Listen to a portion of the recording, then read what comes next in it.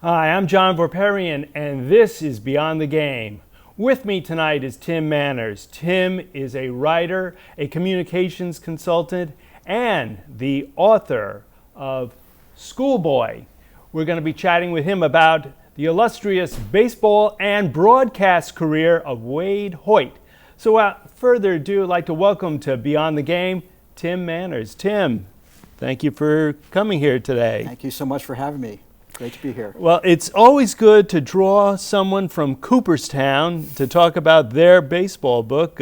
Let me ask you, how did things go up there at the Hall of Fame? Oh, it was terrific, and it was extra special because there was a Hoyt family reunion while I was in Cooperstown. I was there to talk about the book and so forth, and about 24 members of the Hoyt family were there from both his first and his second marriage. Waite was actually married 3 times. He had two kids by his first marriage and another one, Chris, my friend, who was by the second wife. Ellen, first wife, was Dorothy. And who would have thought that a book could have brought a family back together for a reunion? But many of these folks had never seen each other, never met each other. Some of them maybe didn't always necessarily get along with each other. There were some hard feelings between the two families because of the divorce. But they had a great party the night before my talk, and then they all showed up, and we had standing room only in the Bullpen Theater at Cooperstown, and it really was just incredibly exciting. Yeah. Well, clearly, Waite Hoyt, when it comes to baseball, the fact that he is in the Hall of Fame and has played for the New York Giants, the New York Yankees, the Boston Red Sox, the Cincinnati Reds, a true, I want to say a national leaguer, but we know that crisscrosses the two circuits. What was the impetus? What was the spark plug that got you to latch on to Waite Hoyt and his story? Well, people have asked me that question. They'll say, Waite Hoyt, interesting choice. How did that happen? And there's actually a really good reason why it happened. I would say it's more accurate that Waite chose me rather than I chose Waite. His son, as I mentioned a moment ago, is a dear friend of mine, Chris Hoyt. I've known him for over 40 years. He was a client of mine. I was in the PR business. And I actually knew Chris for at least a year or two before he even mentioned who his famous father was. I remember the moment very distinctly. We were in a car coming back from a client meeting at Ogilvy and Mather, where Chris was working at the time. And I think he was just bored and trying to make conversation. And he cast me kind of a sideways glance and said, "My dad was a Hall of Fame pitcher for the New York Yankees." And that got my attention. I sat up straight and I said, "Really? What was his name?" And he said, "Waite Hoyt." And I almost said, "Who? What?" Because I had never heard of him. And I was very embarrassed, and I was also astonished that somebody who was that important to the history of baseball, he was the best pitcher on arguably the greatest baseball team of all time, the 1927 Yankees, teammate and friend of Lou Gehrig and Babe Ruth. And he was unknown to me and unknown to a lot of people. And that kind of nagged at me for quite some time. And over the years, the ensuing 40 years, the subject of Chris's dad and the fact that he had never finished a biography, an autobiography, a memoir, made something like 5 attempts to write a memoir and never finished. I came up from time to time, and I was out at Chris's home. He lives out in Arizona now. This was about 4 years ago, just before COVID hit, just before the pandemic. We were having dinner. Subject came up yet again, and Chris just looked at me and said, "You know, I have 8 boxes of my dad's papers, his files. I'm sending them to you." And this was not a question. 8 boxes of Waite Hoyt's files showed up on my doorstep. My first thought was, oh my goodness, what if there's nothing in here? What am I going to tell Chris? So I dragged them upstairs and started opening them up, and it was a real treasure. Well, clearly it was a treasure, and I have to say you are a good writer, but you do something extra with regards to this book. It reminded me of another baseball book that Society of American Baseball Researchers have latched onto, The Lost Memoir of Lou Gehrig. But luckily, the person who had that basically had an intact, let's say an intact memoir to work with. You were working from, I understand, legal pads, notes, napkins. How did you find the voice, or how did you keep the consistency of the voice of Waite Hoyt in Schoolboy? Sure. So some people have also compared it to Glory of Their Times, because that's also a series of first-person accounts in their own voices. But that was really the gift of this book. When I started going through the boxes, it was a mix of materials. It was in file folders, so in a sense it was organized, but not really. It was pretty chaotic. It was when I came across a thick 3-ring binder that was filled with hundreds of pages of interview transcripts that I knew I had something that was really special. About 2 years before he passed, Waite sat for a series of interviews with his niece, Chris's cousin, Ellen Frell, who had it in mind to write a biography of Waite, but never got around to it. And as I went through these transcripts, I quickly recognized that I had the opportunity to do something really special and different, not a biography of Waite Hoyt, which I think would have been very difficult to do at this point because everybody who knew him has already passed away, but rather a true memoir in his own voice. Because I had probably 80% of it right there in those transcripts, and then it was a matter of doing some additional research and filling those gaps. Now, Waite Hoyt does, I guess I would compare him to a Christy Matherson or the Fordham Flash, Frankie Frisch. It was peculiar at that time, in that era of baseball, to be a college-educated person. That was a challenge. Can you tell us a little bit about how Waite, as a teenager, I understand, came on with the New York Giants? How did he deal with that, with his contemporaries? Well, that was tough. And he actually never did he spent one semester in college at Middlebury College. He actually never even graduated high school because he was recruited to the Giants by John McGraw as a high school junior and left for the minor leagues at age 16. He did go briefly back to school, but never finished. So he was still a very highly intelligent, well-read. He always carried books with him, which kind of set him apart from other baseball players of that era who were, as you point out, it was atypical for them to be interested in literature and art, but Waite very much was. So he was very much someone who was curious about the world. Of course, his world at that point was places like Hardscrabble, Lebanon, Pennsylvania, where a shower was a bucket with holes punched in it, and he would have to help the team clear the field of rocks before they could play a game. And if the spectators didn't like the way the game was going, they might start throwing the rocks at the players. He called those years, he spent 3 years in the minors. John McGraw kept sending him down over and over again. He said it was a bath in badness and things a fellow shouldn't know. He was this 15, 16-year-old, 17, 18-year-old playing with men almost twice his age, and everything that goes along with that, the drinking, the gambling, the houses of ill repute. And he wasn't getting better as a pitcher either. So he almost ended his career before he began it because of it being so difficult in the minors at that time. Can you tell us a little bit about his journey through baseball and the various franchises he played for? Well, sure. So he spent 3 years in the minors. As I mentioned, John McGraw kept sending him down, which was clearly a point of contention between the two of them. And then when the 3 years was up, the deal was that the Giants no longer had any control over him. And I think McGraw tried to trade him to Rochester or someplace like that, and Waite just didn't report, and he had decided he was going to quit. He was just going to give up on baseball. But some owners of what were known as industrial league teams showed up, and this was something I hadn't known about before I wrote this book. There were these teams that were basically run by manufacturing companies of various kinds, like a tire manufacturer, shipbuilding company. And so he took a job with the Baltimore Dry Docks shipbuilding company and played for their team. It didn't require him to work on any ships. They just wanted him as a pitcher. And that really was his entree into what he was to become. He was a little bit older at that time, and the industrial leagues had players who were pretty good. Unlike the minors, part of the problem was the players weren't very good, the managers were even worse, and he was 15, 16, and so he was really not progressing as a pitcher. But he was older now, he was really coming into his own, playing with better players, and he was quickly noticed by Ed Barrow of the Boston Red Sox, who later became the general manager of the Yankees. And Barrow invited him up to Boston and signed him to the Red Sox, and he had about a season and a half. The first season was very good. The second one, he injured himself and was kind of inconclusive. At that point, Barrow had moved over to the Yankees. And that's where he got to meet the chieftains of Murderers Row, Lou Gehrig and Babe Ruth. Sure. Well, he actually was on the team with Babe Ruth on the Red Sox as well. That's right. And in fact, he was brought in to replace the Babe on the pitching rotation because now Babe was transitioning the outfield so that he could play and hit every day. So he first met Babe in Boston, and then he was reunited with him in New York, along with, as you say, Murderers Row.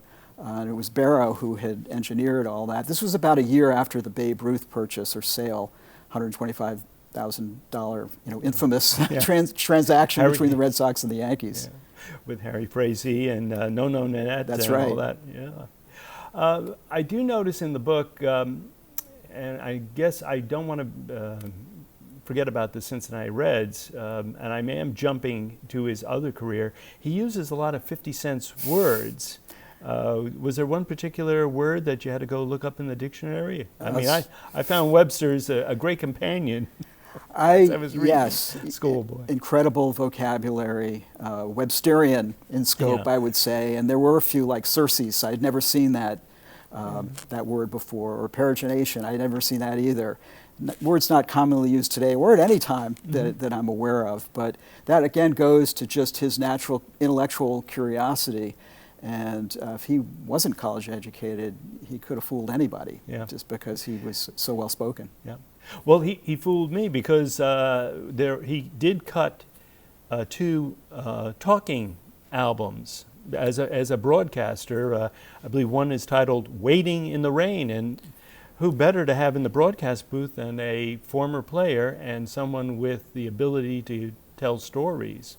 So in Cincinnati, Waite is still remembered and loved as the voice of the Reds. After his career in baseball, he was the voice of the Reds for 24 years. And he was particularly famous for his storytelling, which is, again, kind of the beauty of this book, is that the master storyteller is finally able to tell his own story in his own words. But most endearing amongst the Cincinnati fans were the rain delays, which you wouldn't think, but he was required by contract to hold forth on the air during any type of delay. And he was so good at it because he had all these stories about Babe Ruth, Lou Gehrig, Ty Cobb, and everybody else, that legend has it that he had more listeners when there was a rain delay than when the Reds were actually playing. And as I said, he's still really well remembered and loved in Cincinnati. There are people who are still, they're older now, but as kids, they remember listening to Waite on the radio. There's probably nobody still alive who actually saw him play with the Yankees. So his fan base is still very much a Cincinnati versus a Yankees fan base. Yeah. Tim, as you were going through these 8 boxes of correspondence and memorandums and the like of Waite Hoyt, there is a Chicago Cubs fan that's mentioned in there. He was known in Chicago, Al Capone. Can you? Okay, I was wondering where you were going with that. Yeah, many of my guests do wonder where is this question exactly going to land up. Yes, absolutely. It's actually one of my favorite stories in the book, and it's well known among Cincinnati fans, but not so much by other people. So Waite and a couple of the Yankees, Joe Dugan in particular, I think. Jumpin' Joe Dugan, who was very close to Waite. They were roommates. We're at a speakeasy in Chicago. A couple other Yankees players. I can't remember exactly who else was there. It was one of Capone's clubs, and Joe Dugan was kind of a wisecracker. And so he bellied up to the bar and he said to the bartender, "Is there any chance we could meet the big boy?" And the bartender said, "Are you serious?" And Dugan said, "Why, sure." And the next thing they know, there's this armored vehicle parked outside, ready to whisk them across Chicago to Capone's hotel room. And so they get there and they get into this freight elevator. They're told to keep their hands out of their pockets. There's an armed guard at stops at every floor, an armed guard there, make sure nothing goes wrong. So they get up to, I think it was the 3rd floor. They walk down this long hallway and into this grand cavernous room. And Capone is sitting there. He was keeping his office there behind this huge desk. And up behind Capone on the wall was a picture of George Washington, Abraham Lincoln, and Al Capone. And Dugan, being Dugan, Jumpin' Joe, steps up and extends his hand and says, "3 great men, George, Abe, and Al." And Capone just thought that was hilarious. And he ordered some handy guy to bring in a case of champagne. And they just sat there shooting the breeze with Al Capone for an afternoon. No record of what they talked about, but that was quite an experience, to say the least. Wow. Yeah. It seems that Waite was lucky in many respects, but also, is it fair to say, unlucky in love? I mean, you do cover his, as you've already mentioned, his marriages. Yeah, so his first marriage happened very young. He was only 23. His family and his wife's family did not get along at all. They had 2 children. He was 23, I think, when his first child was born. And meanwhile, he was a star of the Yankees. He was also playing vaudeville during the off season. Yeah. And those were not great conditions for a young marriage. And Waite, kind of succumbed to that world, and his wife wanted no part of that. And so they divorced. Waite remarried several years later, second wife, the mother of my friend Chris. But this goes to the whole story of Cooperstown and the ill feelings between the 2 families, that the descendants by the first marriage were worried, actually, when they heard a book was about to come out, that their side of the family was going to be written out, which of course it wasn't. If you read the book, you'll find that he actually spent more time talking about his first wife, Dorothy, than he did about his second wife, Ellen. But there was this, and this is shocking, this was in his notes. I didn't put it in the book because there was no explanation for it. But there was a 40-year gap where after his divorce from Dorothy, he did not see her or his first 2 children for 40 years. So you can imagine the ill feelings that created. But I'm happy to report that all mended itself up in Cooperstown. As I said, incredible that a book could bring a family together. Not what I had in mind when I first started writing. I thought I was just writing a book about a baseball player, but then there was this larger mission there that I had no awareness of. No, and in a way you're personifying him right now beyond the game, because we're talking more than just baseball. I was surprised to learn that he had a talent with art. Yeah, he was the kind of guy you almost hate because he was so good at so many things. He wasn't just a great baseball player. He also played semi-pro basketball. That brief time when he was at Middlebury, he played on their football team. But yeah, he was a vaudeville actor. He had a good singing voice. It was an untrained voice, but he could dance. Obviously, he could tell a joke. He became an oil painter later on in life and sold something like 40 paintings. You can find some reproductions of those online, and he was really very good. Yeah. So yeah. Now, did he have a special getaway, a place with regards to trips and touring at all? He lived in Florida for a time. I mean, he traveled quite a bit, but his home really, he made Cincinnati his home. And there's an interesting backstory there as well, because when he first arrived in Cincinnati, when he was hired by the Burger Beer Company, he was thinking, I'm just passing through here on my way back to New York. He really wanted to be the voice of the Yankees, not the Reds. I think most people in Cincinnati assumed that was true as well. But he developed a drinking problem right around the time of this transition to the announcer's booth, and infamously disappeared for 3 days from his job. And he was in the Netherland Plaza Hotel in downtown Cincinnati just drinking. He finally left the hotel. He went to a seedy bar, had a last shot of whiskey, found his way out to a sidewalk and a phone booth, and called the local hospital, the Good Samaritan Hospital, checked himself in, never drank another drop of alcohol in his life after that. But it's significant because that was a turning point for him. He thought for sure he was going to be fired because his sponsor was a beer company, and here he was, an alcoholic. Talk about a conflict of interest. But amazingly, especially consider this was 1945, the Burger Beer Company stood by him, and equally amazing, the people of Cincinnati rallied around him. It was kind of the underdog, the man who was down, and the community lifted him up. They had his back, and at that moment, he decided that Cincinnati was his home, and to the point where he's buried in Cincinnati at the Spring Grove Cemetery. Wow. And I guess when you were up at Cooperstown for that forum, I guess you took a few pictures next to his plaque? Well, I did. I also took a picture next to his tombstone, up at Spring Grove as well. That was sort of an interesting experience. If you've got a moment, you indulge me in something really weird happened after I visited Waite's gravesite at the Spring Grove. The next morning, and I was actually staying at the Netherland Plaza Hotel, the very same hotel where Waite had disappeared on that lost weekend that I mentioned a moment ago. And so I woke up the next morning, and I looked down at my ankle, and there was this dark spot there. And I bent down and I peeled it off, and it was a penny, this old, worn penny. And my thoughts immediately went to Waite. Did this penny have some kind of significance? And I wasn't able to read the date on it. It was that worn. I took a picture of it, blew it up, and the date on the penny was 1984, which was the year Waite died.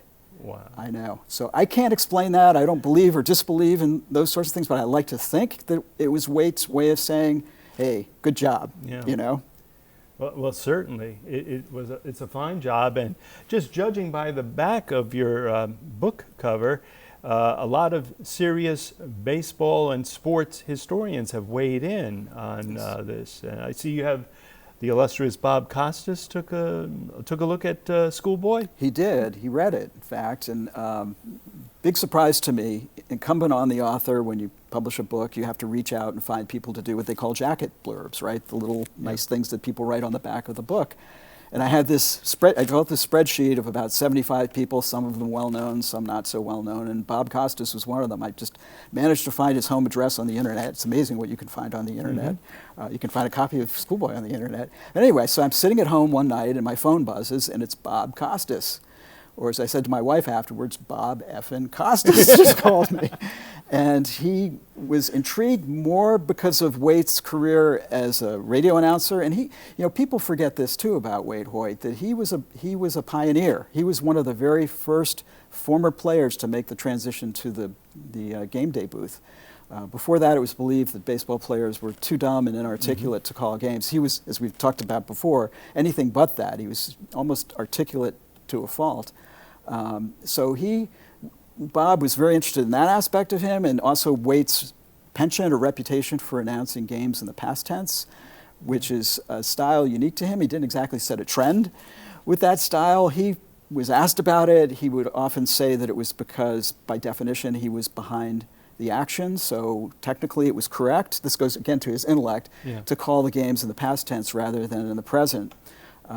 I think it has, and actually he mentions it in the book as well. I buy the idea that it was because he was also doing game recreations earlier on, where the game, the play-by-play would come over the teletype, and then he would call the game. So he was always behind on the action. I think he got into that habit.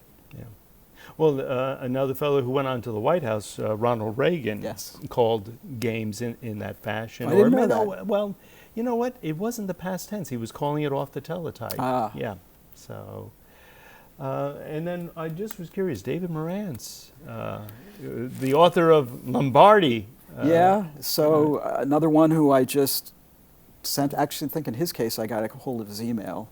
Okay. And he was very kind, and, you know, it was a brief comment, but a comment nonetheless, which I think he was amazed that it was possible to put together a memoir in his own words 40 years after he had passed away. Yeah. Now the book is also chock full of images and pictures. Do you have a couple that when readers go to Barnes & Noble or their local bookstore and pick up the book and want to thumb through it, any images that you want to direct them to immediately for Schoolboy? Well, there are a lot of great ones of him as a player, obviously, and also as a radio announcer. There's one picture I like. It's him when he couldn't have been more than 1 or 2 years old, and he's sitting on his mother's lap, and he just looks like a firecracker about to go off. And I think part of the reason I like that picture so much is because Waite was a deeply conflicted man in the sense that he never completely reconciled his life's work, his career path. And that was because his father was a baseball nut and a vaudevillian. He followed in his father's footsteps very much as a vaudevillian. His mother, on the other hand, was very prim and proper. She was almost Victorian and all about respectability, and she wanted nothing more for her son than for him to go to college and get a respectable job and have a real career. And I think that Waite, clearly Waite, followed in his father's footsteps. But the whole time he was looking over his shoulder and I think haunted by his mother's admonition, to the point when he was inducted into the Baseball Hall of Fame in 1969. And he was up there on the dais with Bowie Kuhn, and actually he was inducted with Stan the Man, Usual, and Roy Campanella and Stan Kovaleski. And he said all the usual things that players say when they get inducted into the Hall of Fame. Thank you very much. It's a great honor, and so forth and so on. And then he said, but you know, I could have been a journalist instead. And when I read that, because I had a copy of the speech, my jaw just dropped. I thought, what journalist wouldn't have killed to have Waite Hoyt's career? Anyway, that picture to me kind of captures the essence of, you know, the look in his eye as a young child told you everything you needed to know about the path he was going to follow, but he was still there with his mom, you know, in spirit. Tim, do you have a next project or working on one now that you'd like to share? Or if you want to secret it, we understand. But there's a thought in mind, but it's too early, you know, so I'd rather not tip that one just yet. Okay, fair enough. Yeah. That's, well, I'm not going to try and euchre any more out of you. But I do want to say that I want to thank you for taking time today to talk about Schoolboy with us, and just want to wish you the best of luck. Thank you, John. Pleasure to be here. Yeah, take care. And this is John Voperian saying thank you for watching, take care, and see you soon. Bye-bye for now.